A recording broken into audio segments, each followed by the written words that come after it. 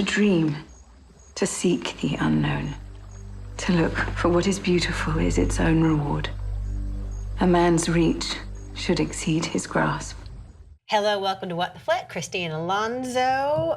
There's a Fast and Furious movie out this week, but in case you want something a little quieter, a little more low-key, but with just as high a stakes, stuff's at stake here.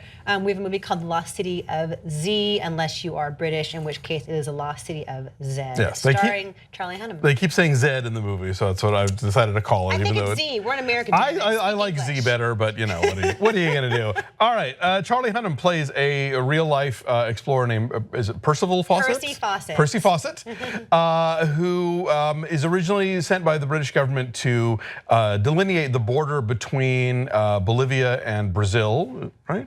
It's somewhere in Brazil and somebody. Anyway, it's been a while since I've seen this.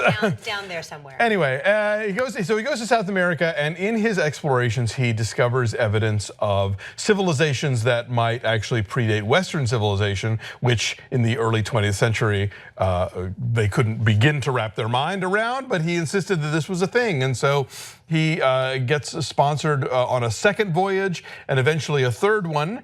And in so doing, manages to spend a lot of time away from his wife, Sienna Miller, who's really good in this actually for once. I don't always like her. And he is accompanied very frequently by a bearded Robert Pattinson, and lots of bugs and arrows and things follow. Take a look. You are the explorer? Give me a hand. I wish to find a lost city. What you seek is far greater than you ever imagined. It is your destiny. This is a very old-fashioned movie from a very new school kind of auteur in James Gray. Yeah, there were times I was thinking he's going full David Lean here. Like the score is very kind of old-fashioned and the pacing, and he's known for kind of methodical pacing. Yeah.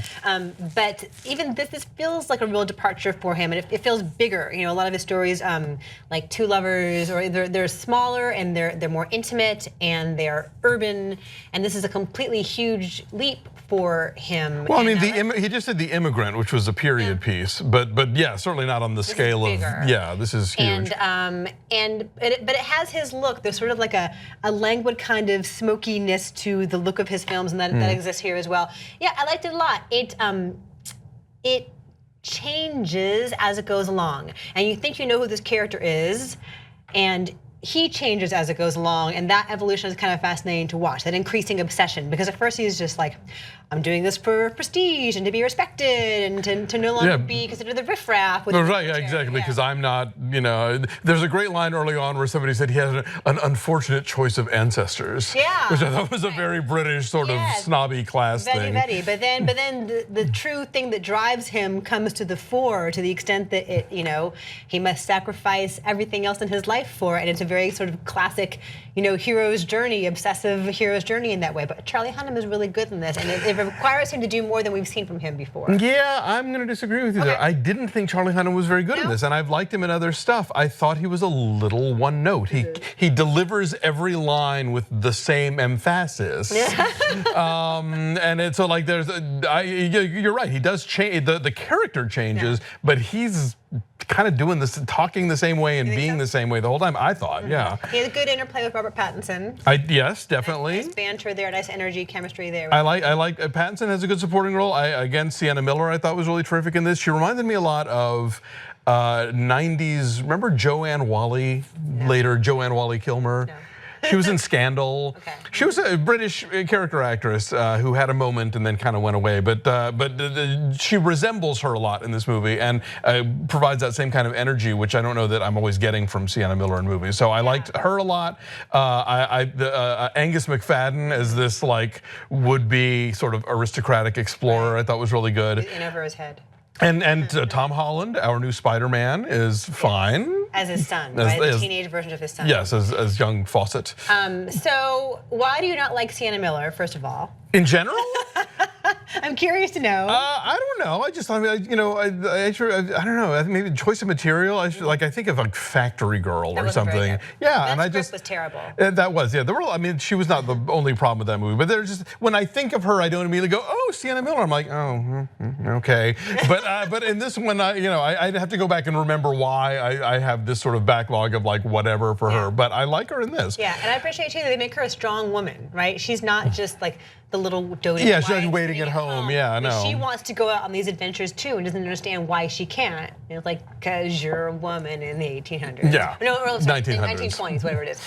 But yeah, I appreciate that she's smart and she thinks for herself, Yeah. and she's given opportunities to show that feistiness within her. The actual journeys down the river are really fascinating. I mean, you're right. He shoots the jungle in a very sort of smoky, mysterious, where the hell are we, what's gonna happen kind of way. Those are my favorite parts of the film. But I think that the true story they're telling goes in such a way that it is sort of dramatically unsatisfying, unfortunately. Like, I'm not gonna give away the ending, even though it's a true story, but it doesn't culminate in a way that felt like, oh, the movie's over now. You know, it just sort of it felt more like it stops than it concludes. Well, yeah, I would say it is consistent in its tone, right? In that, yeah, theoretically there should be something climactic that happens, but just as the entirety of the film is kind of low key and kind of steadily paced, so is its ending. Yes, yeah. That is true.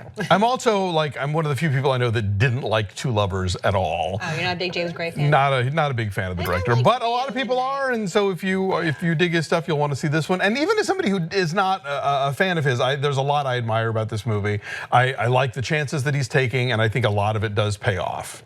So here's some tidbits. So if you happen to be on an American Airlines flight this month, you might enjoy a cover story about Charlie Hunnam that has my name on it, because I interviewed him. And Christy's also in the Sky Mall. If you need like a back massager, I'm here for you.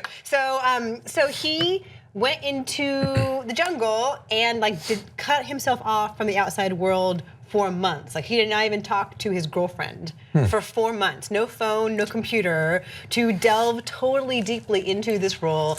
He saw in the script that it offered him the kind of meaty material, meaty character he'd always wanted to dig into, and he wanted to devote himself fully to this, and would be calling up James Gray at like 11 o'clock at night, or first thing in the morning, and hey, what about this? And James Gray probably didn't necessarily expect to have that on his hands when he cast him, that he would be that hands-on, but he cut himself off. Even his own girlfriend, who he's been with for like 11 or 12 years, he did not talk to her at all for all that time. And that is why I don't read interviews before I see the movie. Right, but you know this now. I would rather not know that stuff until later, but that is very interesting. There you go. So Charlie Hunnam was really, really pumped. Whether or not you like this movie, he was pumped to play this character and make this movie. And yeah, given that he had done a lot of stuff that required him to be hunky, he does not take his shirt off in this movie.